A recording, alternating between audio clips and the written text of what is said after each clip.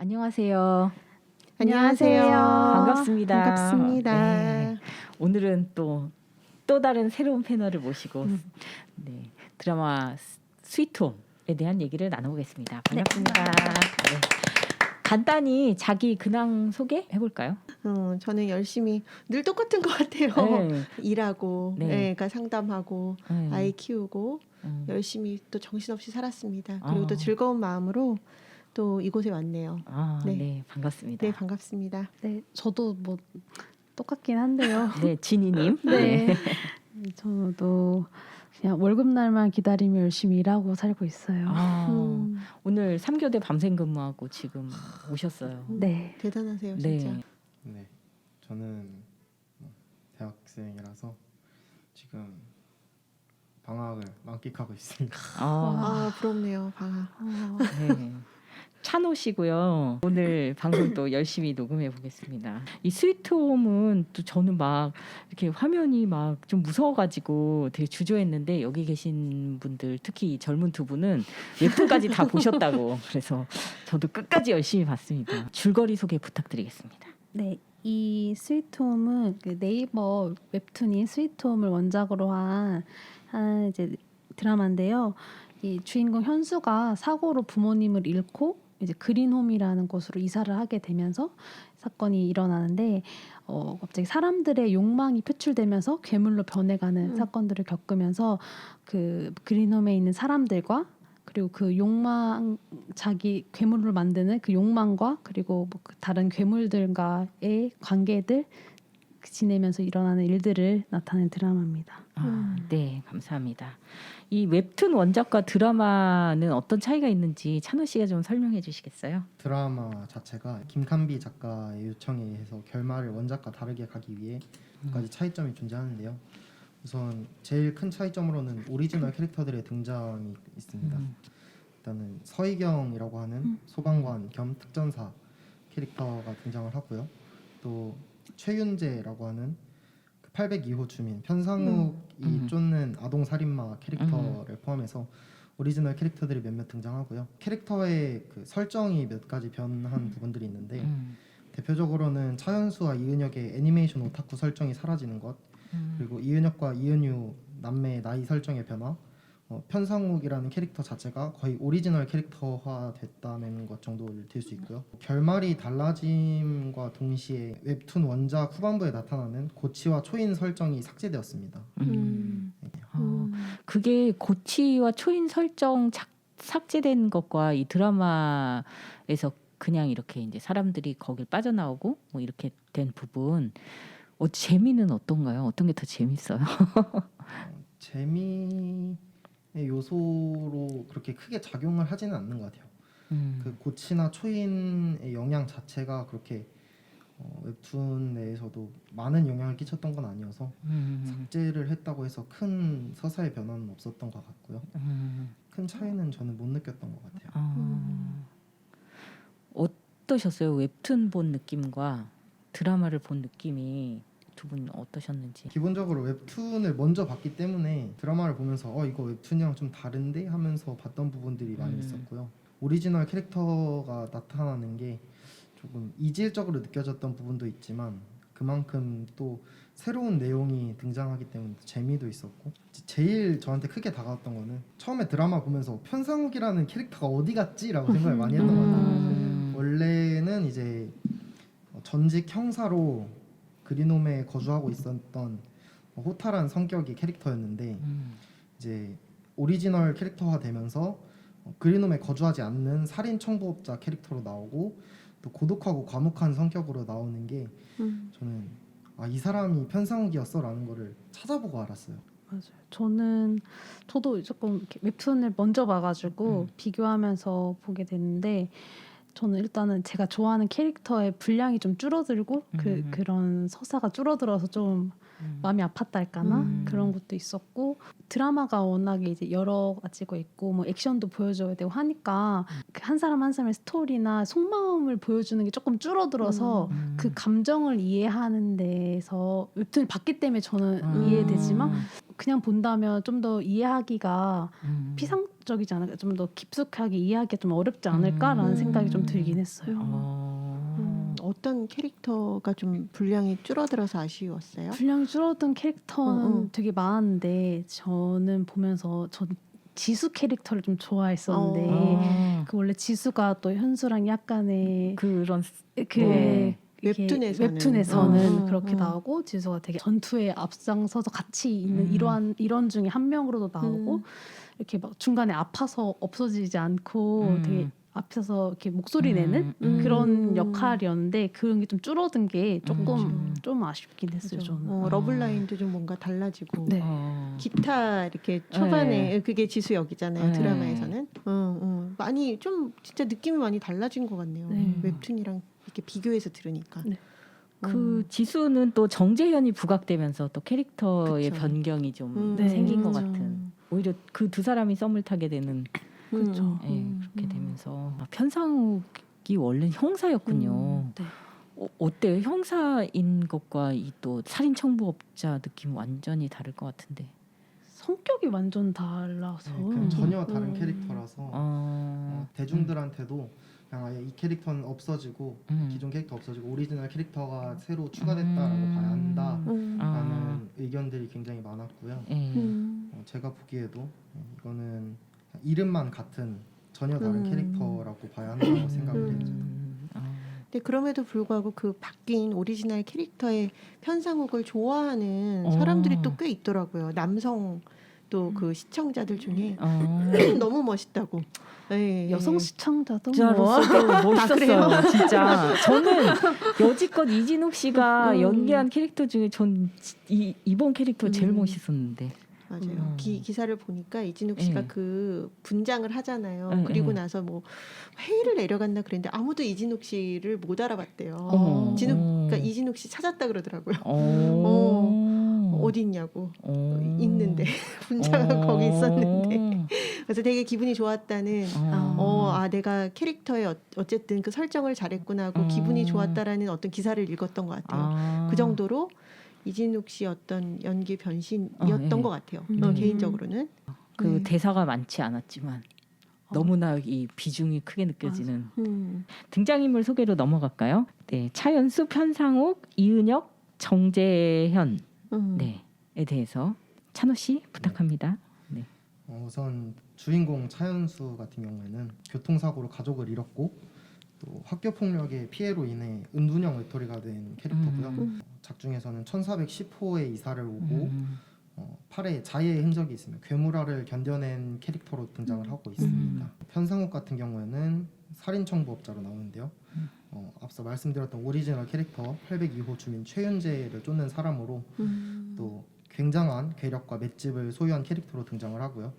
성격은 좀 무뚝뚝하고 과묵한 캐릭터로 나타납니다.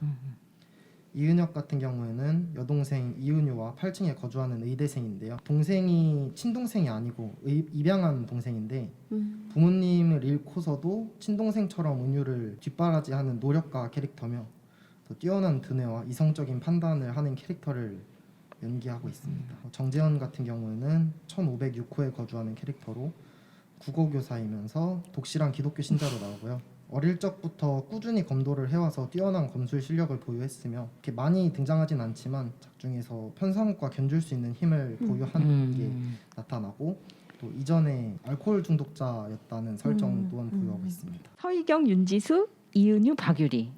여자분들도 굉장히 보통 사람들 아니시죠? 네. 서희경은 일단은 웹툰에 없는 너무 멋있는 여성이 나와서 생존에 꼭 필요한 인물인 것 같고요. 일단은 홀로 그 여러 명이서 건물 밖으로 나가려 했지만 실패했는데 홀로 건물 밖을 갔다가 다시 돌아온 윤지수는 그 베이스 기타를 하는 음악하는 여잔데요. 예전에 좋아했던 사람이 자기 눈앞에서 죽은 걸 본 되게 상처 있는 사람인데 그럼에도 되게 정의롭고 앞서서 불의한 거에서 말할 수 있는 그런 사람인 것 같아요. 그리고 은유는 되게 자유분방하다는 것 같다는 생각이 들었어요. 남을 왕따시키는, 다른 사람들을 나 혼자 세상을 왕따시키는, 네, 혼자 살아가는. 어. 그런데 그럼에도 이 친구도 상처가 있고 그거를 되게 툭툭거리면서 위로하는, 툭툭거리지만 따뜻한 사람들.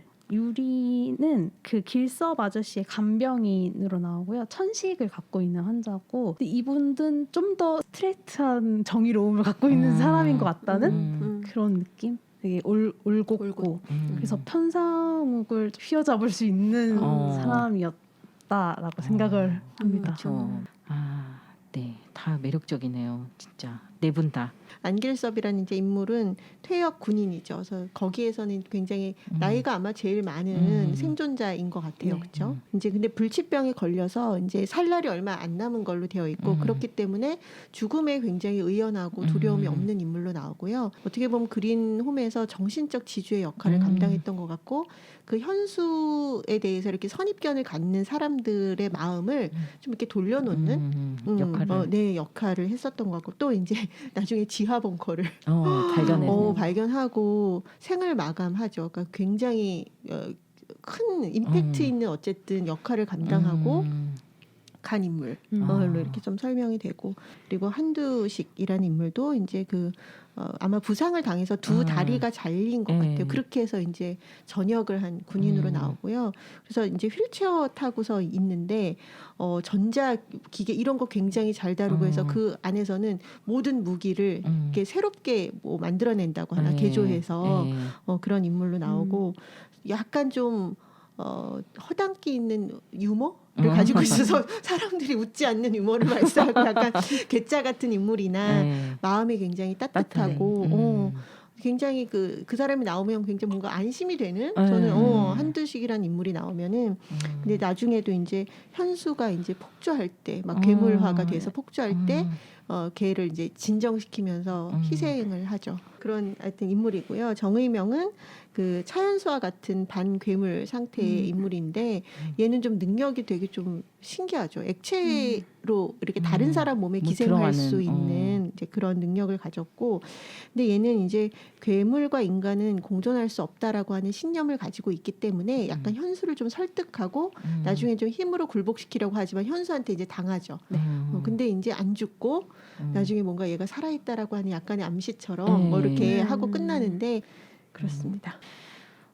이게 이제 좀비물이 아니라 크리처물이라고 이렇게 하더라고요. 근데 이 크리처물이라는 게 호러물 중에 하나고 사람을 잡아먹거나 살해하는 괴물이 나오는 작품을 이렇게 얘기하는데 크리처라는 그 존재하는 그 괴물 그것과 작품인 이제 물 합쳐서 우리나라 말로 크리처 물 이렇게 이제 장르가 이제 어마어마하겠죠. 사람들이 이제 창조하는 대로 이제 다 크리처물이 될 수가 있는데 뭐 괴수, 외계인, 동물, 재난물, 좀비, 아포칼립스 등이 있다.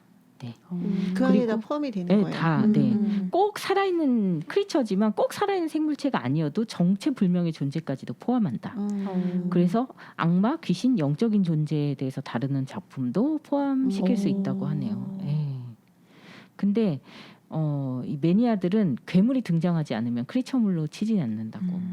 그러면 이제 가장 인상 깊었던 대사나 장면에 대해서 좀 자연스럽게 얘기를 나눠볼까요? 저는 제일 인상 깊었던 게 2화에서 나오는데 죽을 날짜를 지정해놓고 캘린더에 죽자라고 써놓고서 이제 했다가 창밖에서 아이들 수영이와 영수가 이제 아빠가 죽는 것을 보게 되고 그때 이제 현수가 갑자기 정의감에 불타면서 칼을 이제 막대기에 감아가지고 두식이 아저씨의 도움을 받아서 이제 아이들을 구하러 가기 위해 결심을 하는 장면이 나오는데 저는 그 부분이 제일 인상 깊었던 이유가 현수는 다 내려놨던 상황이잖아요. 죽자고 결심을 했고 가족도 없었고 이미 사람에 대한 상처를 너무 많이 받은 상황이었는데 어디서 갑자기 그런 정의감이 솟아올라서 죽고자 했더니가 그 아이들을 구하러 가고 싶은 마음, 용기를 갖게 했는가라는 생각을 좀 하게 하면서 그 부분이 제일 인상 깊었던 장면으로 남는 것 같아요.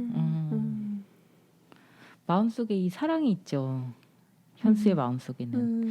근데 처음에 왕따를 당할 때도 그 전학생한테 이렇게 뭔가를 도와주려고 하다가 이렇게 그래서 계속 그거의 갈등, 도와주면 내가 더 상처 입는 나와 이제 그래도 도와야 된다는 그 내면의 갈등이 계속 반복이 됐던 것 같아요. 저도 그 장면을 제가 인상 깊은 장면을 뽑은 건 아니지만 네.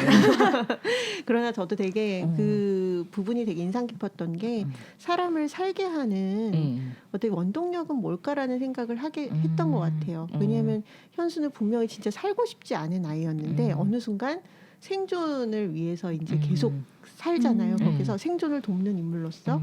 그래서 결국 어떻게 보면 사는 의미를 찾는 것이 굉장히 중요한 거 아닐까? 예.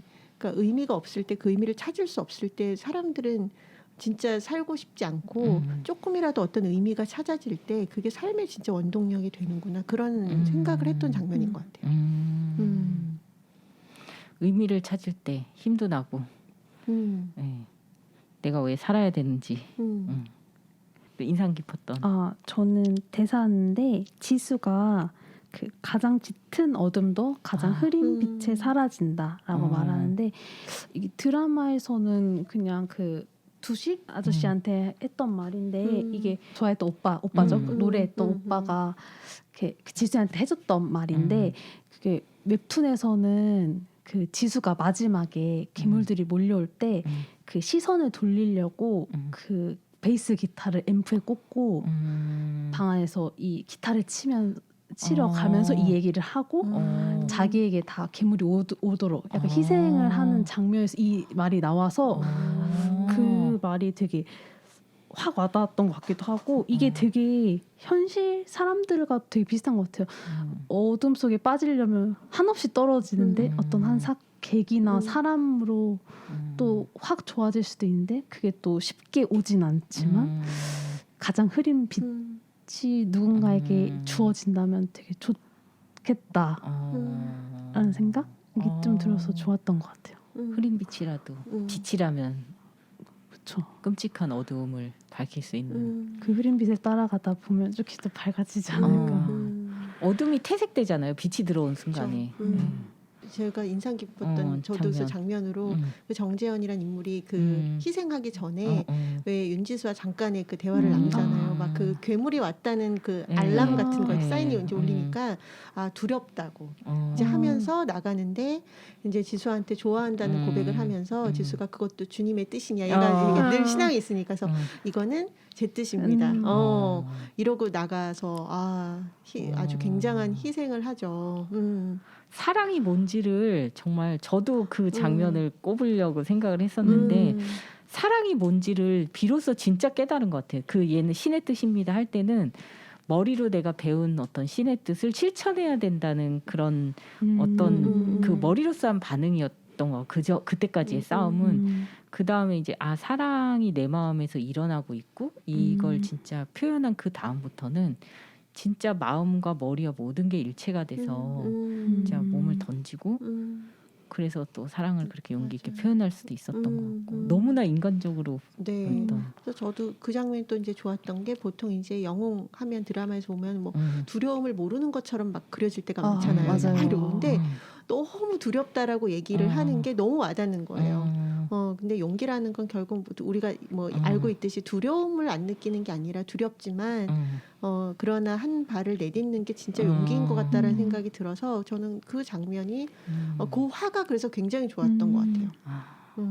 그 지수도 너무 질문을 잘하죠. 그 짧은 시간에 주님의 뜻이냐? 신의 거기에 뜻이냐? 신의 그렇게 뜻이. 부르나? 그것도 주님의 뜻이죠.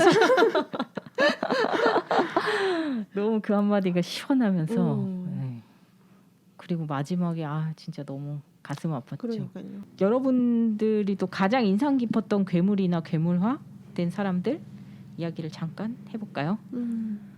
저는 그 왜 유모차 끌고 다녔던 아기가 죽어서 그 여자분이 나중에 결국 괴물화가 됐을 때 태아처럼 괴물화가 됐던 그 장면이 진짜 인상적이었던 것 같아요. 왜냐하면 그 전까지는 괴물 하면 막 다 사람을 죽이고 이렇게 그래서 저는 사실 그 되게 조마조마했거든요. 왜냐하면 그 여자가 사실은 괴물화가 이미 돼가고 있다라는 게 저희는 시청자 입장에서 알고 있잖아요. 막 칼을 썰 때도 눈동자가 이렇게 흰자 없이 까매지면은 막 그래서 어머 어떡하지 저 사람 변해서 혹시 막 해치면 어떡해 막 이제 이러면서 애기들 잡아먹고 어떻게 이랬는데 나중에 화장실을 열어보니까 태아로 딱 되어 있는 게 진짜 뭔가 너무 많은 감정을 불러일으키면서 예, 그런 장면이었어요 진짜. 그리고 가장 거기 있는 그 수영 영수에게 데미지를 안 주면서 괴물화가 될 수 있는 방법을 택한 것 같아요. 그것도 또 다른 모성이라는 생각이 들더라고요. 그냥 화장실에 가서 들어가서 얘들이 바로 괴물화되는 모습을 보지 맞아. 못하게 하면서 피해를 주지 않는 괴물로 남는 것도 그리고 걔네들한테 이렇게 목도리를 맞아요. 만들어서 새겨서 주잖아요. 참 그러네요. 안타까워. 어떤 괴물이 인상에 남았는지. 저는 그 영근이라고 불리는 아 여기 이렇게 잘려서 네. 그게 그래서 연근처럼 생겨서 연근이. 그 사람들 너무 이름 잘 붙이는 거. 아 잘려진 단변이 네. 연근을 닮아서. 연근을 닮아서. 되게 그 괴물이 된 게 그 사람이 회사 생활에 스트레스를 받아서 그 직장 상사를 죽여버리고 싶다는 마음으로 다 죽여버리겠다고 하고 다니는 건데 다 그게 사실 웹툰에서도 그랬지만 연근이가 되게 그 서사는 사람들이 다 그거는 한가장이었나 그랬는데 한가장이 잘못했다. 여기 회사상에서 힘들면 사실 누구나 한 번쯤 미워할 수 있는 그래서 저게 내가 될 수도 있는 그래서 저는 그 괴물이 되게 인상 깊었다고 하나?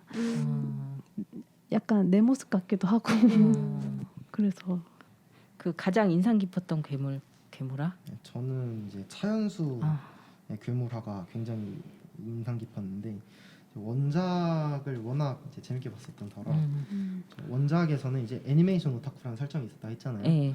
이제 그 애니메이션에 나오는 캐릭터 중에 흑기사라는 캐릭터가 있는데 현수가 그 캐릭터의 모습으로 변하면서 이제 그리놈 사람들을 지켜주려고 하는 그런 모습으로 괴물화가 일어났었는데 드라마가 되면서 그 설정이 빠짐과 동시에 괴물화의 모습도 변해버려요. 그래서 이제 불타는 뭐 뜨거운 고온의 칼날 이루어진 날개를 가진 괴물이 되는데 이제 저는 원작에서는 이제 왜 그런 모습의 괴물이 되었는가라는 서사가 나타나지만 드라마에서는 괴물화에 관련된 서사가 하나도 등장하지 않아서 왜 그런 괴물이 됐을까라는 생각을 좀 많이 하게 했던 것 같아요. 이제 중요한 이제 마지막 얘기이고 어떻게 보면 스위트홈 방송을 하는 핵심되는 질문이라고 생각이 되는데요. 누군가 그 자기가 욕망했던 모습이 괴물이 되었을 때 그 괴물화된 형태로 드러나잖아요.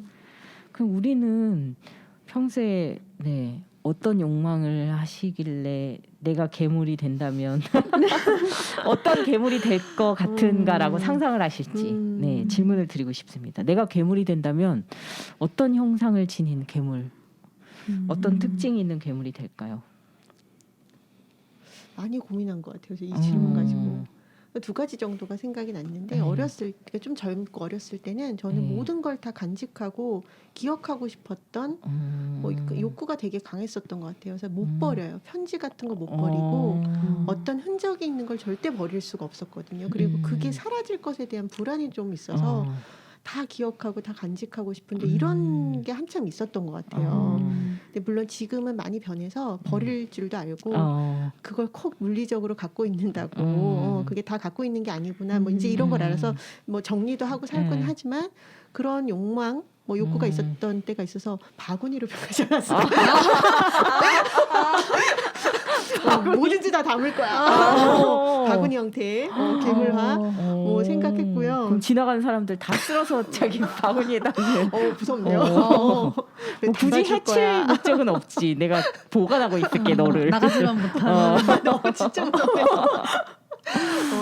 그리고 지금으로서는 상담사로서의 욕망이라 그러면 좀 그렇지만 내담자의 얘기를 더 이렇게 좀 잘 듣고 싶고 이해하고 싶으니까 그런 욕망이 되면 귀가 커지지 않을까.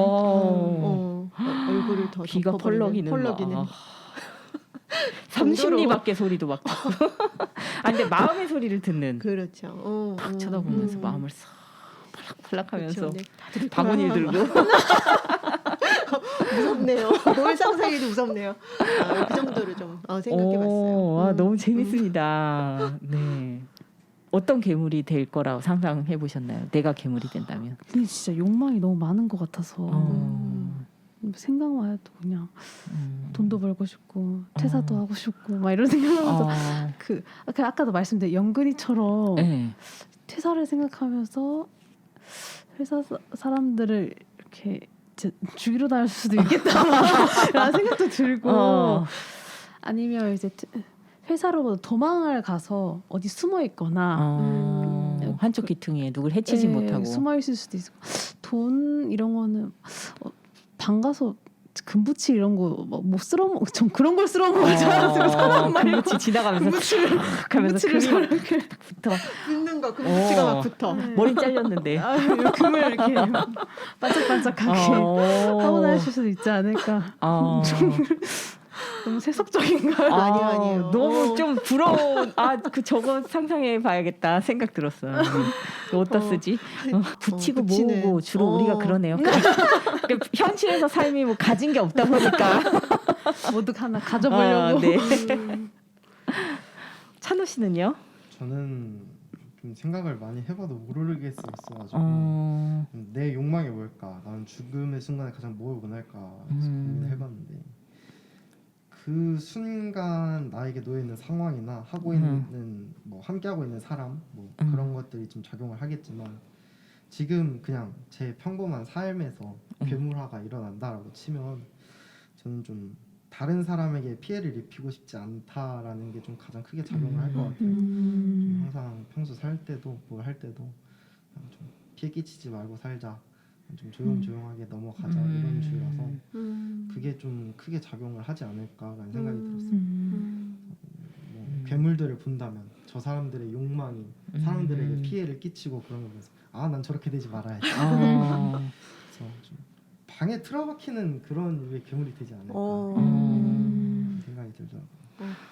저랑 좀 비슷한 것 같은데 진짜요? 상상 무슨 말씀하시려고? 태아가 된 어떻게 보면 그 괴물아처럼 네, 뭔가 좀 비슷하게 저도 동굴 같은 데서 최대한 사이즈가 작았으면 좋겠어요.